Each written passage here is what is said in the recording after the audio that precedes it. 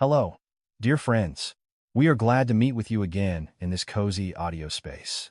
Sarah came home from work earlier than usual. The commuter train, which was always running late, actually arrived on schedule today. Furthermore, there was no traffic on the drive from the station, a rare stroke of luck for a Friday. She walked up to the third floor of their condo building, took out her keys, and was just about to insert them into the lock when she heard the music. Quiet, muffled, but distinctly coming from behind her door. Andrew didn't like music. In 12 and soon to be 13 years of marriage, Sarah could count on one hand the number of times her husband had turned on anything other than the television. He considered background melodies to be irritating noise that made it hard to concentrate. And yet, jazz melodies were now drifting from their apartment. Sarah froze with the key in her hand. Her heart skipped a beat, but she forced herself to breathe evenly. Quietly, very quietly, she pushed the door open just enough to peek through the crack. In the entryway sat a pair of unfamiliar shoes, red, patent leather, high-heeled stilettos. Sarah would never wear shoes like that. They were too provocative, too flashy for her calm, measured personality. She wore comfortable flats or neat, neutral-tone pumps. From the living room came a woman's laugh, ringing, carefree, a little affected. Sarah gently pulled the door shut and stepped back out into the hallway. She sat down on a cold stair step, leaning her back against the railing, and stared blankly ahead. 12 years. For 12 years, she had built this marriage the way one builds a house brick by brick. Patiently and diligently, she had learned to cook pot roast using her mother-in-law's recipe, even though she couldn't stand carrots. She had kept her mouth shut when Andrew stayed late at the office, and she never made a scene when he forgot their anniversaries. She had given him a son, Mikey, who was now 11 and currently staying with Sarah's mother at her house in upstate New York. And this was her reward for all those years. Red stilettos in the entryway, and a woman's laugh in the living room. Sarah took out her phone and checked the time. 5:30. Usually, she didn't get back until 7, sometimes later. Andrew had at least an hour to usher his guest out and destroy the evidence. A strange calmness washed over her. There were no tears, no desire to burst into the apartment and throw a screaming fit. There was only a cold, crystal-clear lucidity. The kind you feel on a freezing winter morning when the air is sharp and you can hear every sound for miles. She quietly walked down the stairs and stepped outside. She found a bench in the courtyard complex, sat down, and smoked a cigarette for the first time in 5 years ever since she had quit for her son's health. She had bought the cigarette from some teenagers hanging around outside the convenience store on the corner, handing them a crumpled $20 bill from her pocket. The nicotine hit her head, and her thoughts began to flow more smoothly. Who was she? This woman in the red shoes. Sarah sifted through her memories of all of Andrew's acquaintances, all the colleagues she had met at corporate holiday parties. The shoes looked expensive, meaning she wasn't just some entry-level receptionist. Though, who knows, maybe it was a misunderstanding. Maybe Sarah had gotten it all wrong? No. She knew with absolute certainty she wasn't mistaken. The intuition she had suppressed for 12 years finally broke through, speaking loudly and clearly. This wasn't the first time. This had been going on for a while. Sarah remembered Andrew's business trips, which had become much more frequent over the past year. She remembered the new dress shirts he had bought for himself, even though he used to hate shopping. She remembered how he had started taking better care of his appearance, joined a gym, and started wearing expensive cologne. All the signs had been right there in plain sight. She simply hadn't wanted to see them. At 6:30, Sarah stood up from the bench and walked back into the building. She walked up to the third floor, intentionally stomping her feet on the stairs, and unlocked the door, making sure to rattle her keychain loudly. "Andrew, I'm home." Her husband walked out of the kitchen holding a dish towel. He was in his sweatpants and a t-shirt, his hair slightly damp. He had evidently had time to take a shower. "You're home early today," he said, kissing her on the cheek. Sarah let her gaze sweep across the entryway. The red shoes were gone. The music wasn't playing. The apartment smelled like air freshener, the lavender-scented one that Andrew never used. "The train was actually on time," she replied, taking off her own shoes. "Can you imagine the miracle? Are you going to eat? I made spaghetti and meatballs." "I'll eat." She walked into the kitchen, sat at the island, and watched her husband scoop pasta onto her plate. The exact same hands that, an hour ago, had likely been embracing another woman. The same face that, an hour ago, had been smiling at someone else. Sarah ate in silence, answering Andrew's questions in monosyllables. He talked about work, about his boss, about some project she wasn't listening. She looked at him, and wondered when it had all started, how long he had been lying to her, and most importantly, what to do next. That night, while Andrew slept, Sarah lay awake with her eyes open, staring at the ceiling. She could throw a massive tantrum. She could pack her bags and leave. She could demand a divorce right then and there. But none of these options suited her. A screaming match meant tears, yelling, and broken dishes. It was a humiliation she refused to subject herself to. Walking out meant abandoning the condo she had paid half the mortgage on and starting from scratch at 36 with a child to raise. A divorce meant drawn-out legal battles, dividing assets, and trauma for Mikey. No, Sarah decided to handle things differently. She rolled onto her side and looked at her sleeping husband. He was lying on his back, his mouth slightly open, snoring softly. So familiar, so habitual, and so entirely foreign. "You're going to regret this," Sarah whispered, so quietly she could barely hear her own words. She didn't know exactly how she would get her revenge yet, but she knew for certain it was going to be sweet. The next day, Sarah went to see her friend. Tara lived in the next neighborhood over, worked as an accountant at a small firm, and was married to Kevin, a quiet, invisible man everyone constantly forgot was there. Tara compensated for her husband's blandness with her own sheer vibrancy. She dyed her hair bright red, wore massive hoop earrings, and spoke loudly. "Men are bastards," Tara stated after listening to her friend's story. "Every single one of them. My Kevin is no exception. He just doesn't have the guts to get a mistress." "I'm not going to just let this go," Sarah said. "Damn straight. File for divorce, take the condo, and kick his ass out onto the street." "No, I want him to understand. I want him to feel it." Tara narrowed her eyes. "What are you planning?" Sarah smiled for the first time in 24 hours. "I don't know yet, but I'll figure it out soon." Sarah began to observe. Not aggressively, not obsessively, she just became more attentive. She watched Andrew's phone, his schedule, the microscopic changes in his behavior. Her husband suspected nothing. He continued living just as before, leaving for work, coming home, eating dinner, watching TV, going to bed. On weekends, they went grocery shopping at Whole Foods together, sometimes catching a movie. From the outside, they were the perfect American family. A week later, Sarah learned her rival's name. It happened in the evening while Andrew was in the shower. His phone buzzed on the nightstand, and Sarah, walking past, let her eyes slide over the screen. A text from a contact saved as, "Ian, work. Miss you, baby. When will I see you?" Sarah barely suppressed a smirk. He didn't even bother to come up with something original. She memorized the number, and the next day, after Andrew left for the office, she ran it through the internet. Social media is an amazing thing. People post everything about themselves. Where they live, where they work, who their friends are. Her name was Allison. Allison Peters. 28 years old, unmarried. Worked as an account manager at the same company as Andrew. The photos showed long dark hair, heavy makeup, and revealing dresses. A cliché homewrecker straight out of a cheap soap opera.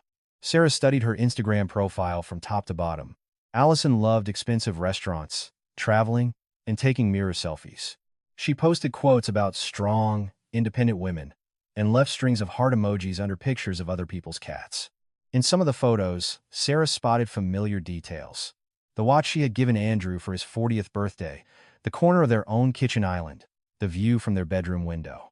Allison was photographing her happiness, entirely oblivious to the fact that this evidence might one day be used against her. "You idiot," Sarah said aloud, scrolling through the feed. "You really think he's going to marry you?" She leaned back in her chair and pondered. A plan began to take shape in her head, still hazy, like morning fog, but gaining sharper outlines with every passing hour. Mikey came back from upstate New York on Sunday, tanned, happy, and smelling like the outdoors and fresh air. Sarah hugged him so tightly he protested. "Mom, come on. I'm getting too old for this. I'm 11, practically a teenager. Soon, the awkward years would begin. His voice would crack, he'd get his first crush." Sarah looked at her son and realized that no matter what she did, Mikey must not get hurt. Andrew hugged his son too, ruffled his hair, and asked about his trip. He looked like a caring father and a loving husband. No one would ever suspect that this man was living a double life. "Dad, when are we going on that fishing trip?" Mikey asked. "You promised. Soon, buddy. As soon as I wrap up this big project, we'll go." "A project?" Sarah chuckled inwardly. She knew perfectly well there was no urgent project. Andrew was just using work as a cover for his meetups with Allison. That evening, after Mikey had gone to sleep, Sarah was sitting at the kitchen island drinking tea. Andrew sat down next to her and put an arm around her shoulders. "You tired?" he asked. "A little. Hey, I've been meaning to tell you. You've been kind of distracted lately. Is everything okay?" Sarah turned and looked him in the eyes. He genuinely looked concerned. He was either an exceptional actor or he truly believed his little affairs had zero impact on his family. "Everything's fine," she answered. "Just a lot going on at work. Maybe you should take some PTO? We could go somewhere, just the three of us." "Maybe." She stood up, kissed the top of his head, and went to the bedroom. Andrew remained in the kitchen, and Sarah could hear him quietly typing a text on his phone. He was undoubtedly texting her his precious Allison, explaining why he couldn't meet her tomorrow. On Monday, Sarah took a half-day off from work and drove to her husband's office building downtown. She had never done this before, not out of blind trust, but simply because she had never seen a reason to. Now, the reason was glaringly obvious. She sat in a Starbucks across the street from the corporate center and watched the glass revolving doors.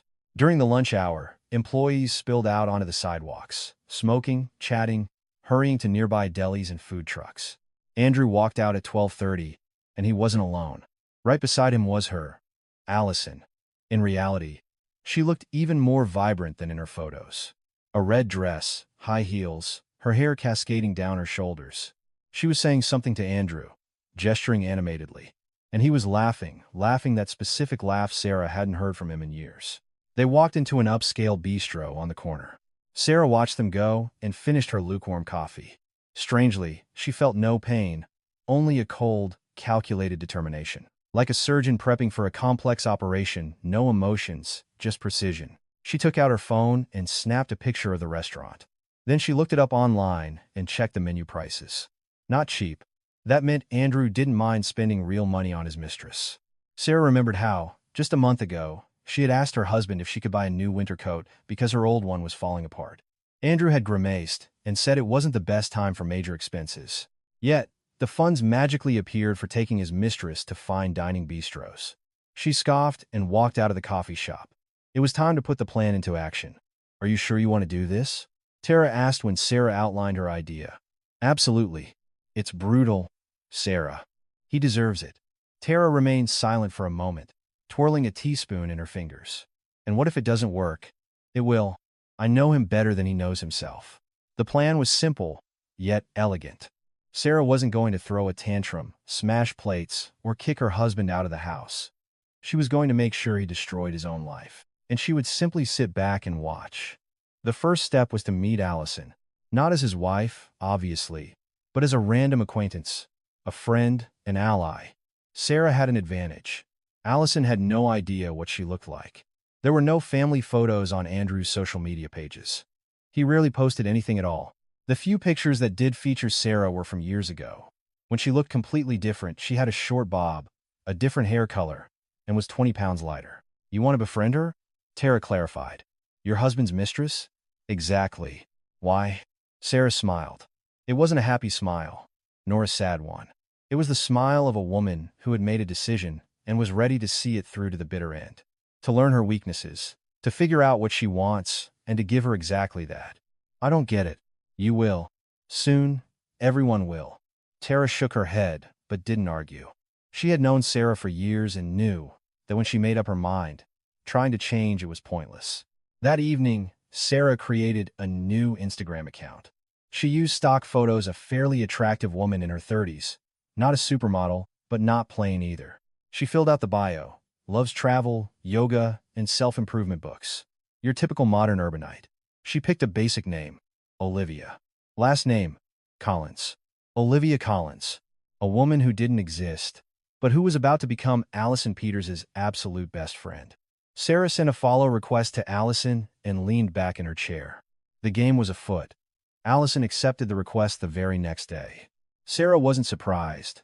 Judging by her rival's profile, she accepted everyone, desperately chasing a higher follower count. For the first week, Sarah just observed. She liked Allison's photos, occasionally dropping a short comment. "Gorgeous dress. Amazing view. Where is this?" Nothing intrusive, nothing suspicious. Just an active follower, like hundreds of others Allison had. Simultaneously, Sarah mapped out her rival's daily routine. Allison posted Instagram stories almost every hour. Her morning latte, her commute, her lunch, evening drinks with her girls. Her life was an open book, and Sarah read it with the ravenous appetite of a researcher. Allison went to Zenith Fitness on Maple Avenue every Tuesday and Thursday after work. She loved the Cinnamon Roast coffee shop near her office. On Saturdays, she got her nails done at Glow Salon in the Westwood Mall. Her best friend was named Chloe, and they were currently feuding over some stupid old debt. Sarah carefully logged all of this in a notebook. Knowledge is power. And she was preparing to become very powerful. After 10 days, Sarah decided it was time to move to active measures. She bought a membership at the exact same gym Allison went to. She paid for 3 months up front, even though she despised gyms with their smell of sweat and blaring music. But the sacrifice was worth it. On Tuesday evening, Sarah showed up for a yoga class, unrolled her mat in the back row, and waited. Allison walked in 5 minutes before class started. In person, she looked even younger than in her photos. Glowing skin, bright eyes, energetic movements. She was beautiful. Sarah admitted it to herself grudgingly.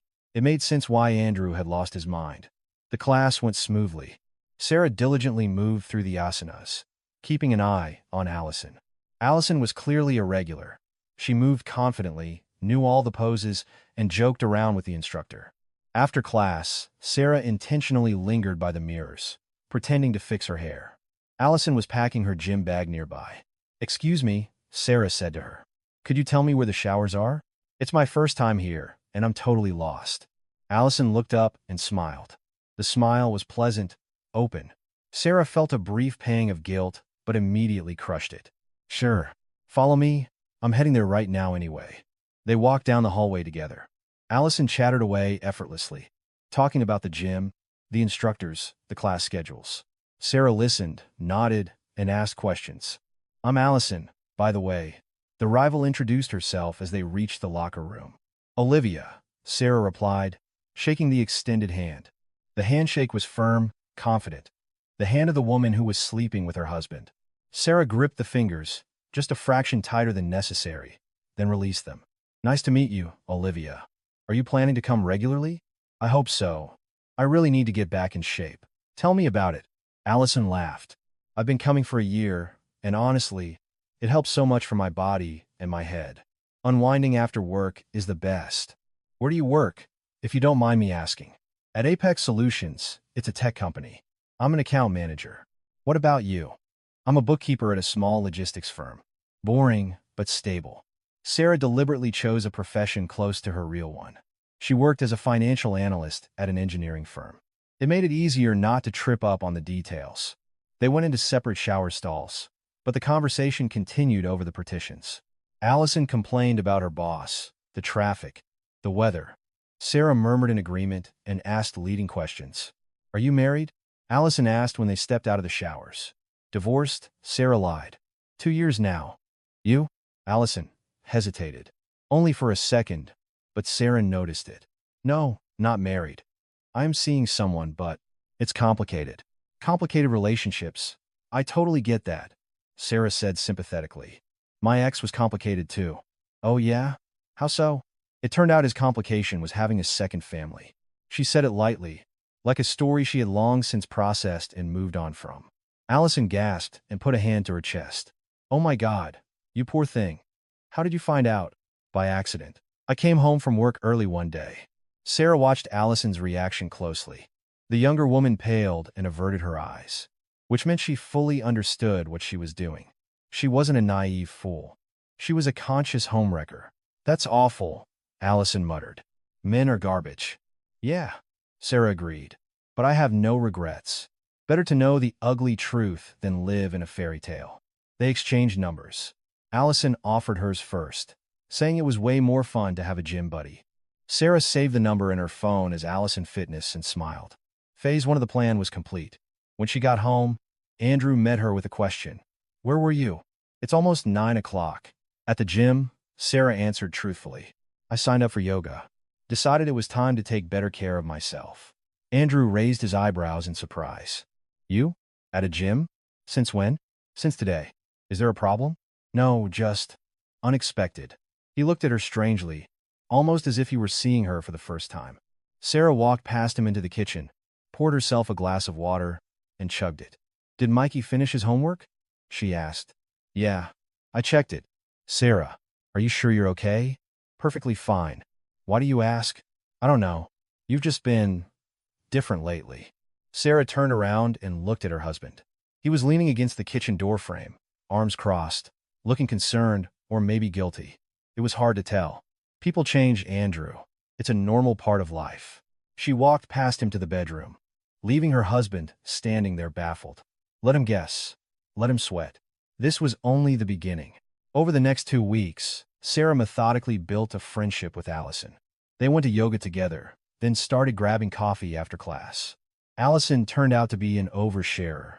She talked about her life with such candidness that it sometimes made Sarah feel uncomfortable. She learned that Allison grew up in a small town in Ohio, that her mother died young, and her father drank and barely paid attention to her. That Allison had fought her way up alone, working since she was 18 while doing online college courses. She learned that Allison desperately wanted a family, kids, stability, everything that Sarah already had, and everything Allison was trying to steal from her. "You know, Liv," Allison said, stirring sugar into her latte. "I'm not a little girl anymore. I'm 28. All my friends are married. They're having babies. And what do I have? What about your guy? You said you were seeing someone." Allison sighed. "He's married." Sarah feigned shock. "Married? And how long have you two been together?" "Almost a year. He says he's going to get a divorce. But you know how these things go." "I do." Sarah nodded. "They all say that. Do you think he's lying?" "I don't know your guy, but speaking from experience, if a man wants a divorce, he gets a divorce. If he's dragging his feet, it means he's perfectly comfortable with the way things are." Allison frowned. Sarah could tell her words had hit the bullseye. "Maybe you're right, but he's different. Not like other guys. He's so attentive, gentle, caring." Sarah barely suppressed a bitter laugh. Attentive and caring. The same Andrew who forgot to wish her a happy birthday and didn't even know what her favorite color was. "Does his wife know?" she asked. "No. He says she doesn't suspect a thing. She's this super proper, domestic type. Just sits at home, deals with their kid, completely oblivious to everything." Sarah gripped her mug so hard her knuckles turned white. "Sits at home." She worked 40 hours a week, managed the entire household, raised their son, and still managed to keep herself put together. But in her husband's eyes, she was just a drab, domestic hen who didn't notice a thing. "Maybe she notices more than you think," Sarah said quietly. "What do you mean?" "I mean that women usually feel these things. They just don't always have the courage to act on it right away." Allison looked thoughtful. "You know, sometimes I feel like what I'm doing is so wrong. Like I'm destroying a family. But then he comes over, wraps his arms around me, and I forget all about it. Have you ever thought about what would happen if his wife found out? He says it's impossible. He says he's super careful." "My ex thought the exact same thing," Sarah said. "And then, I came home early one day." Allison went pale and pushed her mug away. "That would be a nightmare. I don't even want to imagine it." "You really need to think about your future," Sarah said softly, placing her hand over Allison's. "You deserve a man who is entirely yours, not scraps from someone else's table." Allison was silent. Sarah watched the conflicting emotions battle in her eyes. Fear, doubt, hope. "You're right," Allison finally said. "You're probably right, but I just don't know how to walk away from him. I love him, Liv. Do you understand?" Sarah understood. That was the core of the problem. Allison loved Andrew in her own desperate, messy way. And Andrew, likely, felt something for her too. Why else would he risk his family? But that didn't change the reality of the situation. He was her husband, the father of her child, and Sarah was not going to hand him over without a brutal fight. When she returned home, she stood in front of the bathroom mirror for a long time, staring at her reflection. An ordinary face, ordinary features. She lacked Allison's striking beauty and her youth. But she had something else. 12 years of shared history. A son, a life they had built together. And a cold, calculating mind, something Allison completely lacked. Sarah smiled at her reflection. The plan was unfolding flawlessly. A month passed. During that time, Sarah and Allison became genuine friends. At least, that's what Allison believed. They texted every day, called each other, shared secrets. Rather, Allison shared, and Sarah listened and memorized. She learned exactly when Andrew visited his mistress, what he bought her, the exact words he whispered to her. Allison showed her his text messages, bragged about his gifts, and spun elaborate fantasies about their future together. Sarah nodded, smiled, and felt a freezing ball of pure hatred expanding in her chest. Andrew bought Allison flowers every single week. Sarah hadn't received flowers in 3 years. Andrew took Allison to Broadway shows in the city. Sarah hadn't been to a theater since Mikey was born. Andrew told Allison she was beautiful, brilliant, exceptional. He told Sarah the dinner needed more salt. But she endured it. She endured it and waited for the perfect moment. That moment arrived in early October. Allison called in the evening while Sarah was washing the dishes after dinner. Andrew was in the living room watching Monday Night Football with Mikey. "Liv, you are not going to believe this." Allison's voice vibrated with excitement. "He said he's filing for divorce. He's telling his wife next week." Sarah nearly dropped the plate she was holding. "Really?" She fought to keep her voice steady. "That's so sudden. I'm in shock myself. We saw each other yesterday, and he was so serious. He said he was exhausted from the double life, that he wants to be with me, that his wife doesn't understand him at all, and they're basically strangers now." Sarah glanced toward the living room, where her husband sat, the very same husband who had supposedly worked late the night before. "And you believe him?" she asked. "I do." This time was different. Not like before, when he'd just brush it off. He gave me a timeline, next week, right after their holidays. Holidays? They have some big family anniversary coming up. He doesn't want to ruin the day, a family anniversary. Their wedding anniversary. In 5 days. 13 years together. "Congratulations," Sarah said. "I really hope it works out for you." "Thanks, Liv. You are such an amazing friend. I would have given up months ago without you." They talked for a few more minutes, and Sarah hung up. Her hands were shaking. She dried them on a dish towel and walked into the living room. Andrew was sitting on the couch, his arm draped casually around Mikey's shoulders. Football players sprinted across the screen. An idyllic portrait of an American family evening. "Who was on the phone?" Andrew asked, not taking his eyes off the TV. "Tara. She wants to get brunch on Saturday." Sarah sat in the armchair and stared at her husband. Next week, after their anniversary, he planned to announce he was leaving her, delivering it like a mundane piece of news. 13 years, and it was going to end just like that. No, she was not going to let him end this on his terms. The next day, Sarah took a personal day and drove to Tara's house. Her friend answered the door in a bathrobe, wearing a clay face mask. "What happened?" Tara asked, taking one look at Sarah's face. "He's planning to ask for a divorce." "What?" Sarah walked inside, sat down at the kitchen island, and poured everything out. About Allison, about their fake friendship, about the phone call last night. Tara listened in silence, her face growing pale under the green clay. "Wait a second," she finally said. "You spent a month pretending to be best friends with your husband's mistress under a fake name? And she told you all of this?" "Yes, Sarah. That is equally brilliant and terrifying." "I know. And what now? Does he really want a divorce?" "It sounds like it." Tara stood up and poured them both a glass of wine, despite the early hour. Sarah downed hers in one gulp, barely tasting it. "Listen to me," Tara said. "Maybe this is for the best. You take half the condo, get child support for Mikey, and start fresh." "No." "Why not? Why the hell do you want to keep that backstabbing liar?" Sarah set her glass down and looked her friend dead in the eye. "Because that is way too easy. He gets to walk away, go be happy with his precious Allison, and I'm left to pick up the pieces of my shattered life? No, Tara, that is not how this ends." "Then what exactly are you going to do?" Sarah remained quiet for a few seconds, gathering her thoughts. "I'm going to make sure that he's the one begging to stay, and that Allison is the one who throws him out the door. I don't have all the details ironed out yet, but I have a few ideas." Their wedding anniversary fell on a Saturday. Sarah prepared for it with meticulous care. She booked an appointment at the salon, got a blowout and a fresh manicure. She bought a new dress, not aggressively flashy like Allison's, but deeply elegant and feminine. She dug out the diamond earrings Andrew had given her for their 10th anniversary, the ones she almost never wore. When she walked out of the bedroom that evening, Andrew froze, his mouth slightly open. You You look absolutely stunning, he choked out. Thank you, Sarah smiled. It's 13 years. After all, we have to celebrate properly. She had booked a table at an upscale restaurant, the exact same downtown bistro, where Andrew took Allison.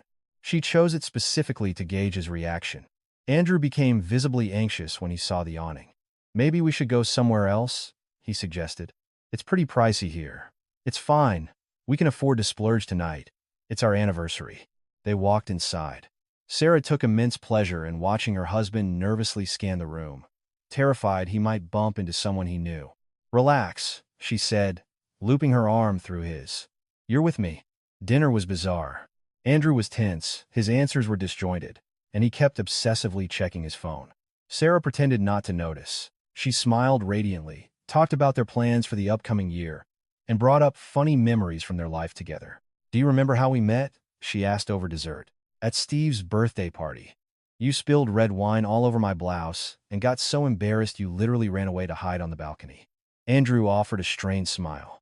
I remember. And I followed you out there. And we stayed on that balcony until sunrise, just talking about everything in the world. Yeah, we did. Sarah reached across the table and took his hand. Andrew, I want you to know something. These last 13 years have been the absolute best years of my life. No matter what happens in the future, I'm so grateful to you for everything. All the color drained from his face. Sarah, you don't need to say all that. Just know it. She saw his utter turmoil, his sheer panic. He had been expecting anything but this. Not gratitude. Not tenderness. Not a warm stroll down memory lane. When they got back to the condo, Andrew tossed and turned for hours. Sarah lay beside him, pretending to be asleep, listening to his heavy, guilt-ridden breathing. The first strike had landed perfectly. Now she needed to press her advantage. The next afternoon, she texted Allison, Hey, how are things? Feel like I haven't seen you in forever. The reply came an hour later. Liv, I am miserable. What happened? He backed out. Didn't say a word to his wife. Said he just couldn't do it, that the night was too perfect. Some garbage excuse about their anniversary and old memories. I don't understand what's happening. Sarah smiled a predatory smile and typed back. Oh my God, you poor thing. Let's get coffee. We need to talk. Please. I really need to vent. The game continued. They met at a Starbucks near a park. Allison looked completely drained. Dark circles under her eyes, her skin dull, her movements jittery and anxious. In just 1 month, she looked as though she had aged 5 years. I just don't get what is going on, she said, clutching her paper cup with both hands. He was so resolved. He was so confident. And then he comes to see me and says he couldn't do it. That his wife looked so beautiful and so gentle.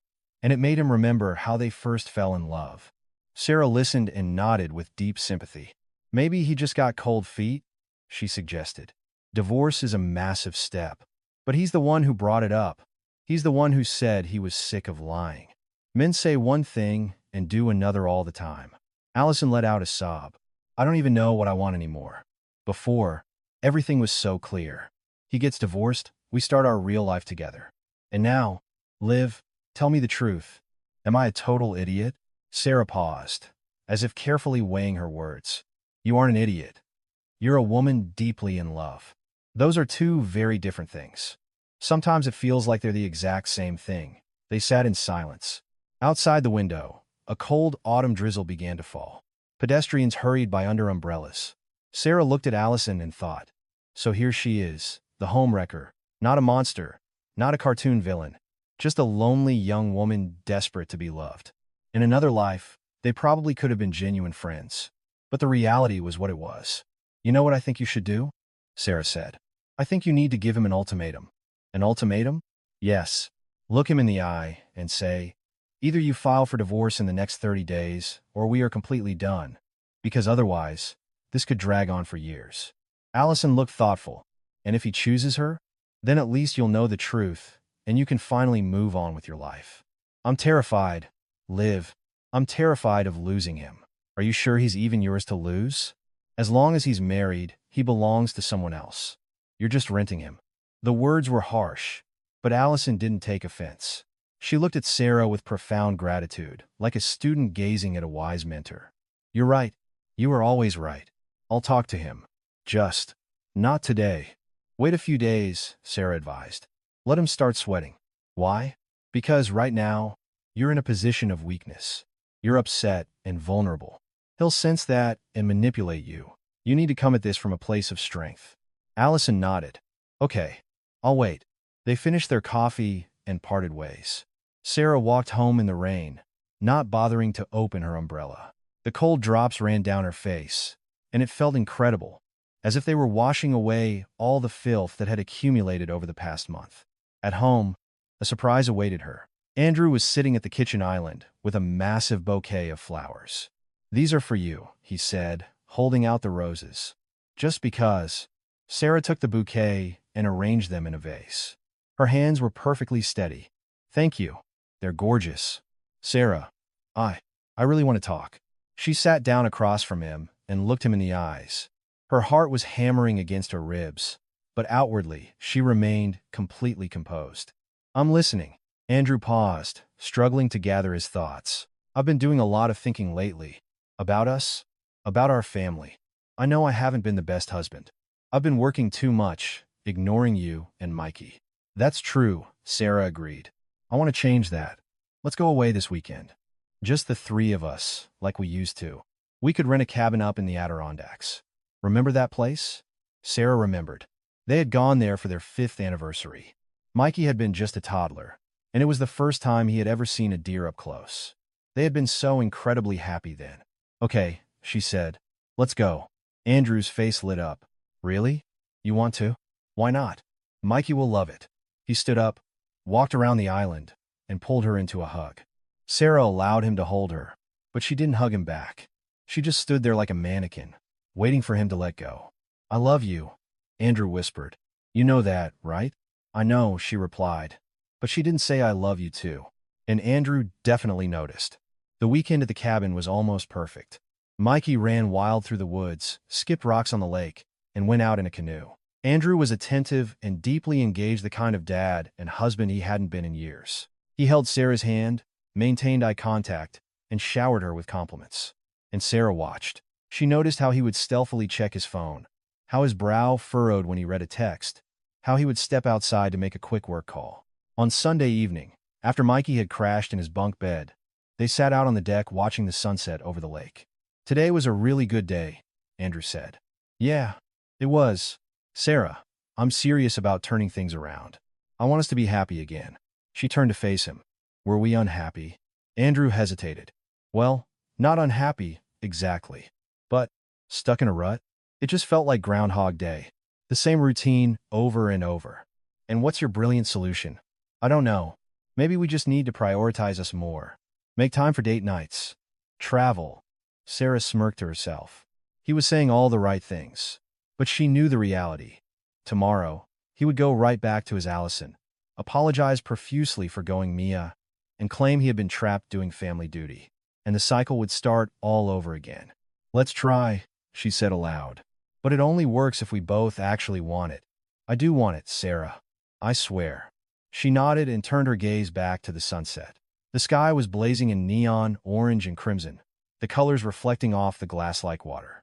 It was beautiful, almost romantic, but Sarah wasn't thinking about the scenery. She was thinking about the fact that Allison was about to drop the ultimatum, and Andrew was finally going to have to make a choice. The call from Allison came on Wednesday. Liv, I did it. Her voice was a tightrope of excitement and sheer terror. I talked to him. You should have seen his face. He was so shocked. I told him he has exactly 30 days. If he hasn't filed for divorce by then, we are permanently done. Good for you. How did he react? At first he got mad. Said I was backing him into a corner. That it wasn't fair. And then what? Then he said he understood. Saying he understands is not a promise. I know. But he said he needs to really think about it. Liv, my stomach is in knots. That's normal. Now, all you can do is wait. And what if he picks her? Sarah stayed quiet for a moment. Then you'll know you didn't waste another year of your life. And you can finally move on. You are so strong, Liv. I wish I was like you. You're stronger than you think. They hung up. Sarah put her phone down and smiled. 1 month. 30 days to completely break Andrew's brain. 30 days to remind him exactly what he would be throwing away. And 30 days to rip the blinders off Allison's eyes. The game was entering its final act. Sarah spent the next 2 weeks launching an all-out offensive. She transformed herself, inside and out. She booked a session with a stylist, completely changed her haircut, and overhauled her wardrobe. It wasn't anything trashy, but it was highly noticeable. Her baggy sweaters were replaced by tailored silk blouses. Her mom jeans swapped for flattering skirts and sleek dresses. She started wearing makeup daily, spritzed on expensive perfume, and wore jewelry around the house. Andrew stared at her in utter bewilderment. You're glowing, he said one morning, watching her apply lipstick in the bathroom mirror. Just decided it was time to stop letting myself go. Long overdue. It looks amazing on you. Thanks.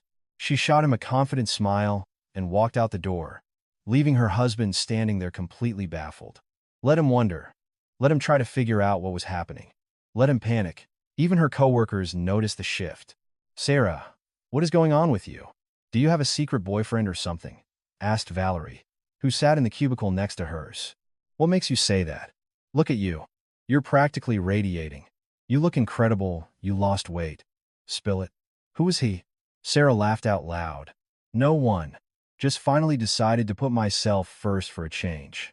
Valerie looked skeptical, but didn't press the issue. But Sarah thought to herself, maybe I am in love, just not with a man. She was falling in love with herself, this new, fierce, uncompromising version of herself. The woman she had always wanted to be, but had been too tired to become. Simultaneously, she kept working on Allison. They met up every few days. Sarah attentively listened to her rival complain about Andrew's hesitations, offered advice, and played the supportive best friend. Slowly, she began weaving tiny, calculated details into the conversation seeds meant to sprout into massive doubts. You know, a girl at my office told me a story just like yours, Sarah said over yet another iced coffee. Her best friend was dating a married guy. He promised to leave his wife for 5 years. 5 years. And then the wife got pregnant with their second kid. And he never left. Allison's face drained of color. Do you think he'd do something like that to me? I don't know. You know him better than I do. He swears he loves me. My coworker's friend said the exact same thing. Her guy swore up and down he loved her. And then it turned out he had another mistress on the side the whole time. Do you think he could be cheating on me? Allison's voice trembled. Allison, he is actively cheating on his wife. With you. What exactly is stopping him from cheating on you with someone else? It was clear this thought had literally never crossed Allison's mind. She stared off into space, and Sarah watched the dark, ugly weed of jealousy take root in her eyes. He is unreachable sometimes, Allison said slowly.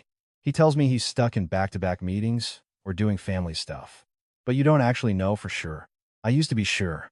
Now, I don't know. Sarah reached out and squeezed her shoulder. I'm not trying to upset you. Maybe he's totally loyal to you. But you need to prepare yourself for worst-case scenarios. Allison nodded, but her eyes were hollow. The seed of doubt was planted. Now, Sarah just needed to water it. At home, Sarah's behavior was absolutely flawless. She cooked Andrew's favorite meals. She was warm and engaging. She asked him about his day. Not a single nag, not a single argument. The ultimate Stepford wife. Andrew didn't know which way was up. He was used to the old Sarah. Exhausted, withdrawn, indifferent. This new wife terrified him and magnetized him all at once. Do you want to go catch a movie on Saturday? Sarah suggested one evening. We haven't been in ages. I'd love to. Andrew agreed instantly. What do you want to see? You pick. I trust your taste. He picked a romantic comedy, obviously trying to score points. In the dark theater, they sat holding hands, exactly like they did back in college when they first started dating. Sarah rested her head on his shoulder and felt his entire body tense up. Is everything okay? She whispered. Yeah. It's perfect. We just haven't done this in so long. I really miss this. After the movie, they walked around downtown, got ice cream, and laughed. Andrew told hilarious stories about his insane boss. Sarah shared funny anecdotes about Mikey's latest obsessions. They looked like a deeply happy couple. But that night, while Andrew slept, Sarah lay awake, staring into the dark. She thought about how incredibly easy it would be to just forgive him, to bury Allison, the lies, the betrayal, and just rewind to their old life. But she knew the truth. That old life was dead. Even if Andrew chose to stay, she would never, ever be able to look at him the same way. The foundation was cracked, and no amount of love could patch it. During the third week of the ultimatum, something happened that Sarah had not planned for. Allison called her, sobbing hysterically. "Liv, I need to see you. Right now." "What's wrong?" "Not over the phone. Please. Come to the coffee shop." Sarah rushed to the Starbucks, arriving in 20 minutes. Allison was huddled in a corner booth, her mascara smeared halfway down her cheeks. "I'm pregnant," she blurted out, before Sarah even sat down. The entire world ground to a halt. Sarah felt the blood rush out of her face. "You're pregnant?" she repeated, her voice suddenly raspy. "Yes. A test? 3 tests. All of them positive. And what are you going to do?" Allison let out a wet sob. "I don't know. I wanted a baby, but not like this. Not while he's still married." Sarah sat paralyzed, her brain desperately trying to process the information. A child. Andrew was going to have a baby with another woman. This changed the entire game. "Have you told him yet?" she asked. "No. I'm too scared. What if he tells me to get rid of it? Do you want to keep it?" Allison went quiet. Tears spilled over her eyelashes and ran down her cheeks, but she didn't bother wiping them away. "I'm 28, Liv. I want a family. I want to be a mom. Maybe this is my sign? A sign to be a single mother? He won't abandon me and his baby. He's not a monster." Sarah practically choked on a bitter laugh. Not a monster. A man who spent a year lying to his wife's face every single day wasn't a monster. "Allison, listen to me very carefully," she said, leaning across the table. "Before you make any irreversible decisions, you need to find out the truth." "What truth?" "The truth about him. About who he actually is." Allison stared at her in confusion.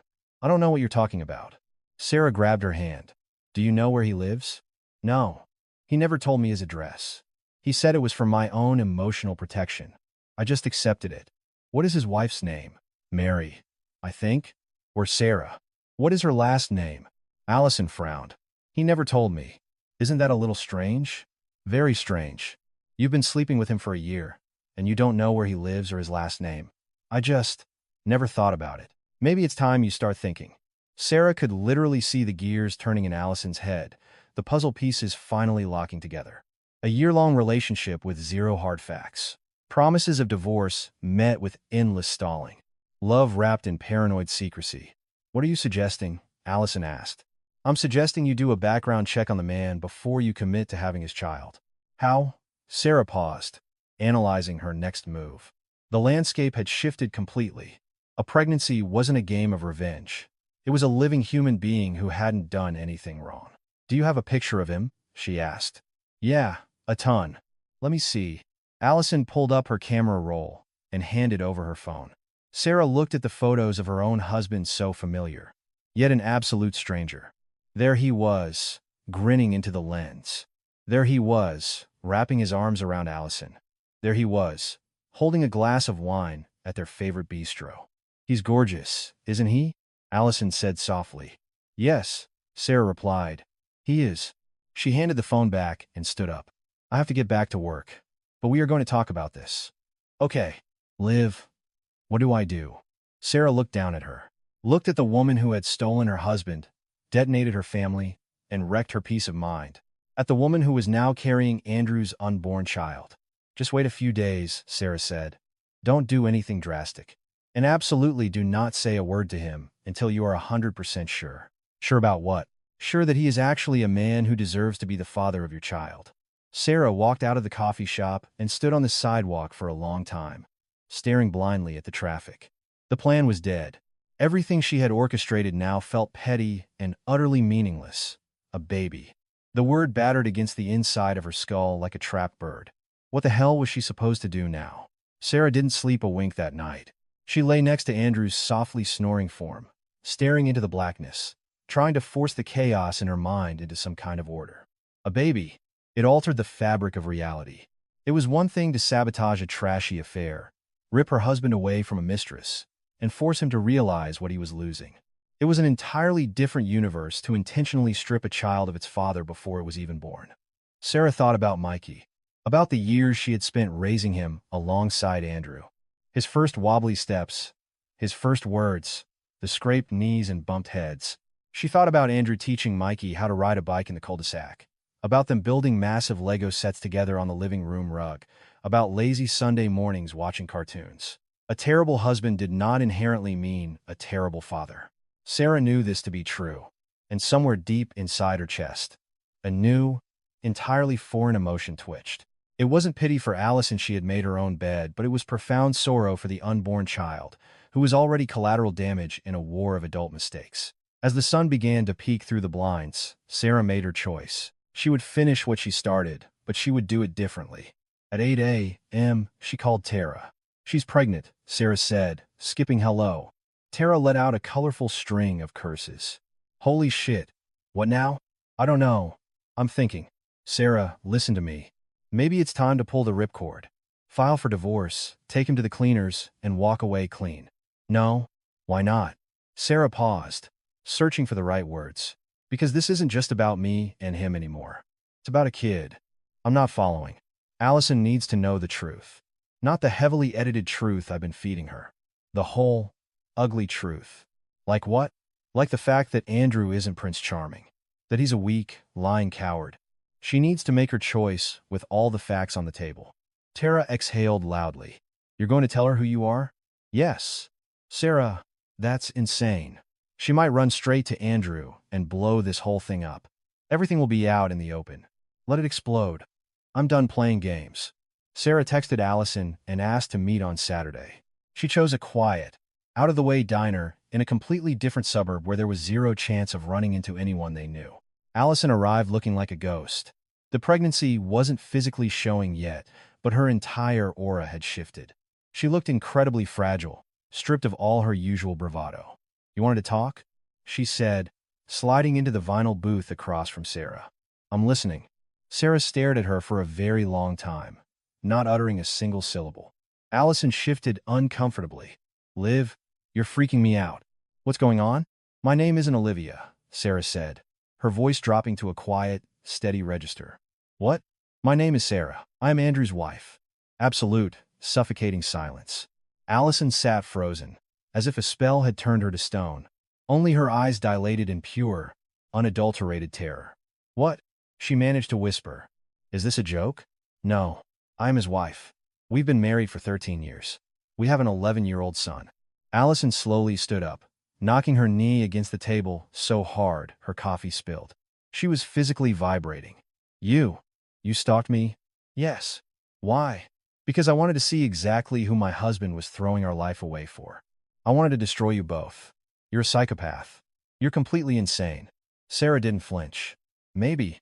Sit down, please. We need to talk. I have absolutely nothing to say to you. You were carrying my husband's child. We have a lot to talk about." Allison froze, her hand gripping the edge of the table. Slowly, mechanically, she slid back into the booth. Her hands were shaking violently. "Why did you do this?" she asked, her voice cracking.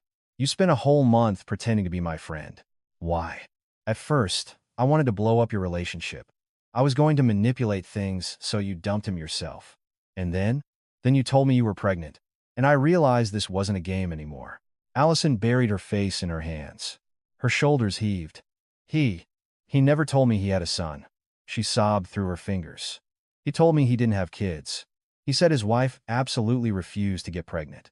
Sarah felt a surge of white-hot, blinding rage. Refused to get pregnant. She had wept with absolute joy when she saw the positive test. She had carried Mikey for 9 brutal months, working up until the week she delivered. She had labored for 20 hours and nearly hemorrhaged to death. "He lied," Sarah said, her voice terrifyingly flat. "He lied to you about almost everything." "Why?" "Because it was easier. It's much easier to paint your wife as an icy, frigid bitch who doesn't understand your deep, sensitive soul. It's much easier to invent a tragic, loveless marriage than to admit you're just a selfish prick who wanted to sleep with a 20-something. Allison lifted her tear-streaked face. "Do you hate me?" Sarah genuinely thought about it. "I should, but strangely, I don't. You're just as much a victim of his bullshit as I am." "I'm not a victim. I knew he was married." "Yes, but you didn't know the reality. And I knew the reality and chose to say nothing. We're both complicit." They sat in silence, just staring at each other. Two women, tethered together by the lies of one mediocre man. The wife and the mistress. The mother of his child and the mother of his unborn child. What are you going to do? Allison finally asked. I don't know. I spent weeks obsessing over revenge. But now I realize revenge doesn't fix a damn thing. What are you going to do? Sarah looked out the diner window. Outside, life just kept moving. Cars drove past. People carried groceries. Normal people living normal lives. I want the truth, Sarah finally said. I want all the cards on the table. Are you going to tell Andrew about us? About this conversation? Yes. I'm going to tell him everything. Allison nodded slowly. He is going to lose his mind. Good. He deserves to. They sat in that diner for another 2 hours. They talked without the masks, without the lies. Sarah told her the reality of her marriage with Andrew. About Mikey. About the day she found the red stilettos. Allison shared her side, how Andrew cornered her at the corporate Christmas party, how he relentlessly pursued her, how he promised her the moon and the stars. The two narratives didn't match up at all. The Andrew and Allison story was a tragic romantic hero, passionate but trapped in a miserable domestic prison. The Andrew and Sarah story was just a guy. Not terrible, not great. Just a husband who got bored of paying a mortgage and doing laundry. Do either of us even know the real Andrew? Allison asked dryly. Probably not. I doubt he even knows himself. By the time they walked out of the diner, the sun was setting. They stood in the parking lot, entirely unsure of how to say goodbye. What did you decide about the baby? Sarah asked. I'm keeping it. No matter what happens? Even if he stays with me? Yes. It's my baby. I'll figure it out. Sarah nodded. In that bizarre moment, she felt something akin to respect for Allison. Not friendship. No. But a deep respect for a woman willing to own the consequences of her choices. Good luck, Sarah said. You too. They walked to their respective cars. Sarah drove home, gripping the steering wheel, mentally bracing for the hurricane that was about to hit. The confrontation, the confession, the fallout. She was ready. Andrew was sitting at the kitchen island, eating leftover takeout when Sarah walked in. Mikey was at his friend's house. Sarah had arranged the sleepover days in advance. Hey, Andrew said, not looking up from his phone. Where were you? We need to talk. Something in her tone made the hairs on the back of his neck stand up. He put his fork down and looked at his wife. What happened? Sarah sat down across from him. Her hands didn't shake. Her voice was ice. She had rehearsed this for weeks. I know about Allison. Silence. Andrew went sheet white, but he didn't look away. What? What, Allison? Stop. Just stop. I know everything. I know about the hotel hookups, the expensive dinners at the bistro. I know you've been bringing her into our home while I'm at work. Sarah, I don't know what you're. I saw her red patent leather stilettos in our entryway 2 months ago when the train got me home early. Andrew's jaw snapped shut. The mask of bewildered innocence slowly peeled off his face, replaced by a sickening cocktail of fear, panic, and relief. Why didn't you say anything back then? He finally choked out. I wanted to see exactly what kind of person I was dealing with. I wanted to get to know her. Get to know her? How? Sarah let out a dark, humorless laugh. I met her at the gym. Used a fake name. We became best friends. Andrew stared at her like she had grown a second head. Are you insane? You spent 2 months hanging out with my mistress. She told me everything, Andrew. How you met. The garbage lines you fed her. What a tender, misunderstood soul you are. That's sick. You couldn't have. I could, and I did. And today, I met up with her and told her the truth. She knows exactly who I am. Andrew violently shoved his stool back and stood up. His face flushed a dark, furious crimson. Have you completely lost your mind? Why the hell would you do that? Because I am sick to death of your lies. Everyone is. Do you have any idea what you've just done? I know exactly what I've done. He began pacing the kitchen like a cornered animal. Sarah watched him with a strange, detached calm. She's pregnant, Sarah said. Andrew froze mid-step. What? Allison is pregnant. You're going to be a father. Again. He heavily collapsed back onto the stool. His hands were shaking uncontrollably. She told you that? Yes. Before she found out I was your wife.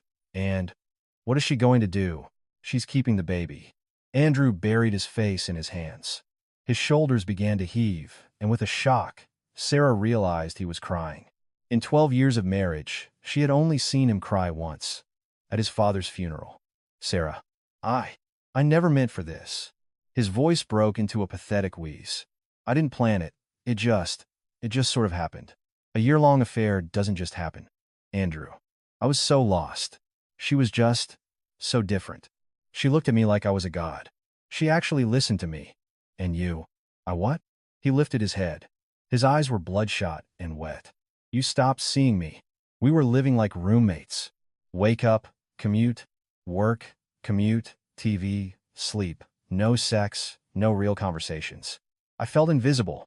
And instead of acting like a grown man and talking to your wife, you went out and found a 20-something cheerleader. I tried to talk to you. You just brushed me off. Told me you were too exhausted. I was exhausted. I work 40 hours a week. I run this entire house. I raise our son.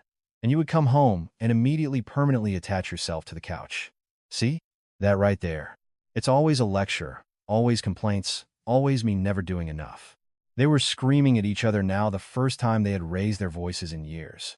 A decade's worth of swallowed resentments, unspoken rage, and suffocated words finally detonated.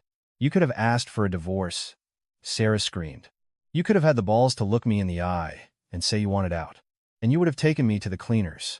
You would have taken Mikey and the condo. So, lying to my face for a year was the logical alternative? I didn't know what I wanted. I thought it was just a phase. I thought I'd get it out of my system and come back to normal. Get it out of your system? She's not a video game, Andrew. And neither am I. Andrew went silent. He slumped forward, resting his elbows on his knees, gripping his hair. What happens now? He asked, his voice dead. Sarah fell silent too. The adrenaline crashed, leaving behind a vast, hollow emptiness. I don't know, she answered honestly. I really don't know. They sat at the kitchen island until 2 a.m. They talked no more screaming, no more throwing blame. They just talked. Andrew explained how the affair started, a drunken mistake at the Apex Solutions holiday party. Allison was the new girl, bubbly, easily impressed. She treated him like the most fascinating man on earth. After years of the monotonous grind of marriage, it was an intoxicating drug. I never intended for it to be serious, he mumbled. I thought it would be a brief fling. But then I got addicted to how she made me feel. Do you love her? Andrew stared at the granite countertop for a long time. I don't know. It was easy with her. It was fun. She didn't have expectations. She didn't nag me about the mortgage. Because you were a vacation to her, Andrew. You showed up, handed her flowers, took her to fancy bistros, and then went home. I was the Tuesday morning reality. The dirty laundry, the unwashed dishes, the PTA meetings. You can't compare the two. That's probably true. I know it's true. But knowing it doesn't fix anything. Sarah stood up and poured herself a glass of tap water. Her throat felt like sandpaper. What do you want? She asked, keeping her back to him. Honestly? I don't know. Then you need to figure it out. How much time do you need? How much time do I have? As long as it takes. But while you're figuring it out, you're not staying here. Andrew looked up. You're kicking me out? I'm asking you to leave. Temporarily. I need to be in this house alone. What about Mikey? We'll tell Mikey you've been put on a long-term project and have to travel for work. For now, he nodded slowly. He stood up and took a step toward her. Sarah, don't do this. Not right now. He reached out to hug her, but she flinched away. Not aggressively. She just took a rigid step back. I'll go pack a bag, he said. Okay. Andrew left that same night. He packed a duffel bag, grabbed his passport, his car keys, and paused in the doorway. Will you answer if I call? If it's about logistics, yes. I'll call. I love you, Sarah. Despite how badly I fucked all this up. She didn't reply. She simply closed the door in his face and leaned her back against the heavy wood. Empty. The apartment was empty. Her soul was empty. Her mind was empty. Sarah walked into the bedroom and collapsed onto the mattress without taking her clothes off. There were no tears, just a crushing, oceanic exhaustion. She had spent a month believing that the reveal would bring her relief or triumph, or at least a sick sense of satisfaction. But she felt absolutely nothing. The elaborate revenge plot she had masterminded was completely hollow. Andrew was gone, but the pain hadn't magically vanished. Allison knew the truth. But what did that change? A baby was still going to be born. Her family was still in ruins. Or was it? Sarah closed her eyes and tried to visualize the future. Divorce, mediators, lawyers dividing up the 401k. Mikey packing a weekend bag to visit Dad's new apartment. Re-entering the dating pool at 36. Or forgiveness, the agonizing, humiliating process of gluing shattered glass back together. She didn't know what she wanted. For the first time in months, she truly didn't know. 3 weeks passed. Andrew was crashing on Steve's couch. He called every single day. At first, Sarah sent him straight to voicemail. Eventually, she started picking up, but kept it strictly business. He'd ask about Mikey, about the condo plumbing, about how she was doing. She'd give him one-word answers and hang up. Mikey noticed the shift immediately. 11-year-olds aren't stupid. They pick up on the radioactive tension adults think they're hiding. "Mom, is Dad actually traveling for work?" he asked one night over pizza. "Yes, buddy. Why is it taking so long? He's never gone this long." Mikey leveled a stare at her that looked terrifyingly like his father's. "Did you guys get in a fight?" Sarah wanted to lie to him, to spin some story. But she couldn't. Not to those eyes. "We did. A little bit," she admitted. "But it's complicated adult stuff. We're trying to figure it out. Are you going to get a divorce?" The word hit her like a physical blow, even though it was all she thought about. "I don't know, Mikey. I honestly don't know." Her son nodded, put his pizza down, and went to his room. Sarah heard his door click shut, followed by the muffled sounds of his Xbox powering up. He was retreating into his video games, hiding from reality, just like his parents did. Allison called a week after the diner confrontation. "I need to see you," she said. "Please." Sarah agreed. She didn't even know why, but she said yes. They met at the same out-of-the-way diner. Allison looked marginally better than the last time. Some color had returned to her cheeks, and the manic panic in her eyes had settled. The pregnancy was just starting to show a tiny bump. "I wanted to apologize," Allison said the second they sat down. "For everything. Apologies don't rewrite history. I know, but I needed to say it out loud. I never thought of you as a real human being, Sarah. You were just an abstract concept, an obstacle keeping me from my soulmate. But you're real. You have a kid. You have a whole life." Sarah let her talk. "He called me," Allison continued, "right after you confronted him. And he lost his mind. He was screaming at me, calling me a traitor, screaming that I had betrayed his trust by spilling our secrets to a stranger. It's actually hilarious, isn't it? He accused me of betrayal. He's an expert at playing the victim. Always has been. I see that now. You were right. I didn't know the real Andrew. I only knew the PR version he sold me." Allison paused, tracing the rim of her water glass. "I told him we are permanently done." Sarah raised her eyebrows in genuine surprise. "Why?" "Because I realized he was never actually mine. And he never would be. Even if he divorced you, what then? I'm supposed to build a life with a guy who effortlessly lied to 2 women for a year. How long until he starts telling some 22-year-old that I'm a cold, unfeeling nag? And the baby?" Allison put a protective hand over her stomach. "This is my baby. I'll figure it out. My mom raised me by herself. And I'll raise this kid by myself." "Did you tell him that?" "I did. He panicked and offered to pay for me to go to a clinic and get an abortion." Sarah's hands clenched into tight fists under the table. Even after 13 years, Andrew still managed to find new subterranean lows. "And what did you say?" "I told him to go straight to hell and blocked his number." For the first time in nearly 2 months, Sarah felt the corners of her mouth twitch upward into a genuine smile. "Good call." They sat in the diner for a long time. They talked about life, careers, the chaotic reality of the future. It was a surreal, impossible conversation between a wife and a mistress. But the surreal had become Sarah's new normal. "Are you going to take him back?" Allison asked as they stood up to leave. "I don't know. Would you?" "Hell no. But I don't have a 13-year history with him.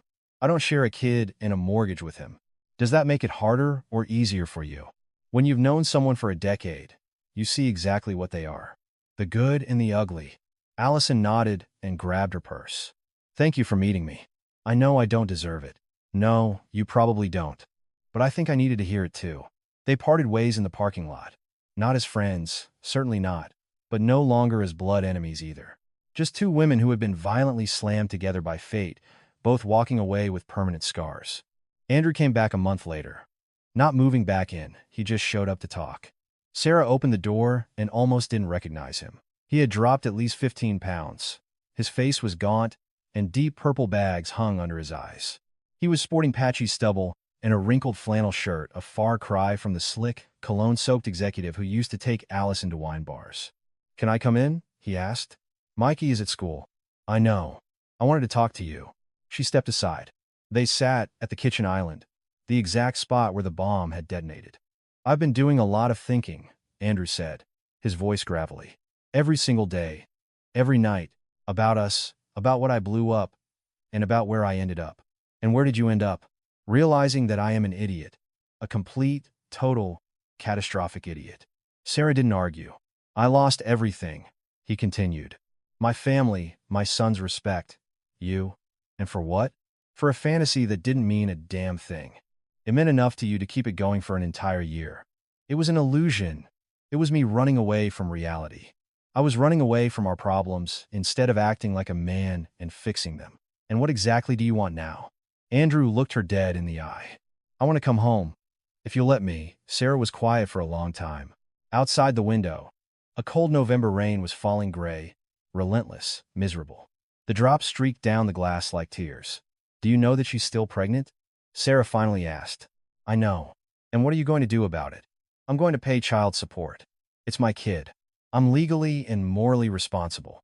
"She told you to go to hell." "I know. But I'm still going to set up a trust. I'll transfer the money every month. She doesn't have to talk to me or see me, but the kid didn't do anything to deserve this." Sarah nodded slowly. It was the right answer. Perhaps the first genuinely right decision Andrew had made in over a year. "And Mikey?" she asked. "How exactly are you going to explain to your 11-year-old son that he has a half-sibling running around with another woman?" Andrew dropped his gaze to the granite counter. "I don't know yet, but I'll tell him the truth when the time comes. The truth being that his dad is a cheater. Yes, he deserves to know, but he's only 11. I want to wait until he can process it. But I will not lie to him." They fell silent again. Sarah stood up and walked over to the sliding glass door leading to the balcony. She watched the rain and thought about how utterly bizarre life was. 2 months ago, she was consumed by a burning need for vengeance. She wanted to obliterate Andrew, destroy Allison, and restore some cosmic balance of justice. And now? She stood looking at the rain and felt nothing but an overwhelming, bone-deep fatigue. The revenge had been completely hollow. It hadn't provided any satisfaction. It hadn't healed the betrayal. It had only inflicted more collateral damage. "I don't know if I can ever actually forgive you," she said, without turning around. "I really, truly don't."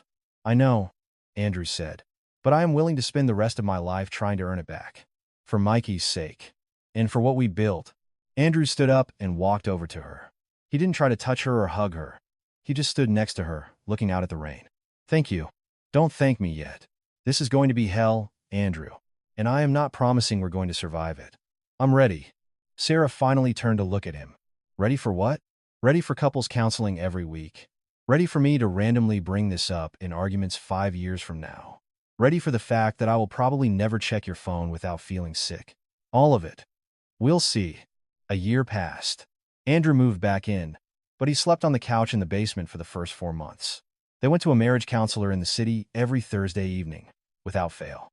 They relearned how to speak, how to listen, how to process rage. It was brutal. There were setbacks, screaming matches, nights when Sarah lay awake staring at the ceiling, thinking, "Why the hell am I putting myself through this? Let's just sign the papers." There were moments she wanted to torch the condo and start a new life in a different state. But there were other moments, too. Andrew, for the first time in a decade, waking up early to make her pancakes on a Sunday.